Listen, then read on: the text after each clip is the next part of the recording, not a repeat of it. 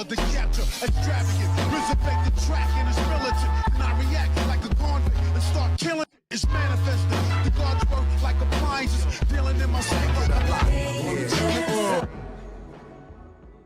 Yo, what's going on everybody? It's your boy Naruto Explained here, bringing you guys another Boruto Chapter 47 discussion. And for the anime only fans, I'm going to make yet another plea. I've converted quite a few of you guys from the Church of Boruto's anime to the Boruto manga greatness. While the manga does have some flaws, don't get me wrong, the manga has some flaws. People who watch my manga chapter reviews will tell you I'll be the first to criticize the artwork and the paneling. But when you look at what we're getting story-wise, when you look at some of the information that we're getting in the manga, I'm telling you right now, a lot of people who are about to drop the Boruto series because of the slow pacing of the anime, they got into the manga and they have not regretted it. I'm telling you right now, you should be reading the manga if you're a Naruto fan, if you're somebody like me who read the Naruto manga when it was weekly and was getting up at 4-5 a.m. on Thursdays to read the manga chapters, or back when the chapters for a while were coming out on Wednesdays,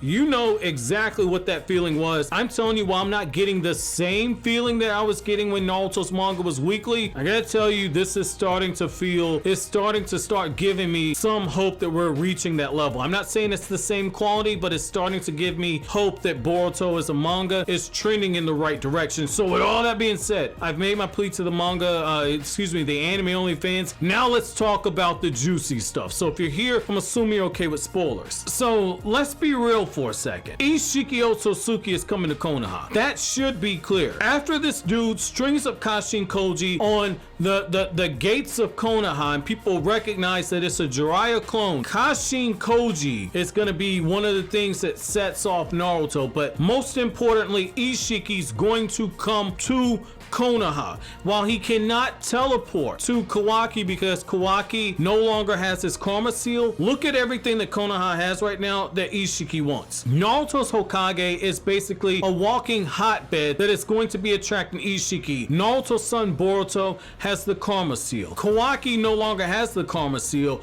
but Boruto has it. Boruto is now the only person that Isshiki can look at and say, this is going to be the person who is going to become a perfect Otsutsuki. He's going to help me develop a new chakra fruit that's going to come from a new chakra tree, the divine tree. And you have Kawaki, the person who should have been the perfect vessel. Isshiki's going to be taking Kawaki back. He's not going to let him stay in the village. Not only that, but Amado has all this information on the Otsutsuki. Amado has all this information about Kara. He has all this information about what Isshiki is truly planning. Like they say, snitches get stitches. This dude is going to go the route of somebody that basically ratted on the mob boss. Naruto is not saving Amado from Isshiki. Sasuke's not saving him from Isshiki. I don't care if you throw Rock Lee in that stance. They're not going to have enough power to save this guy. So I definitely think at some point Amado is going to get killed. I don't think Naruto's going to be able to use him as a way to further the scientific ninja weapons tool. I don't think that Amado's going to live long enough for that purpose. I definitely think that they're setting a very clear path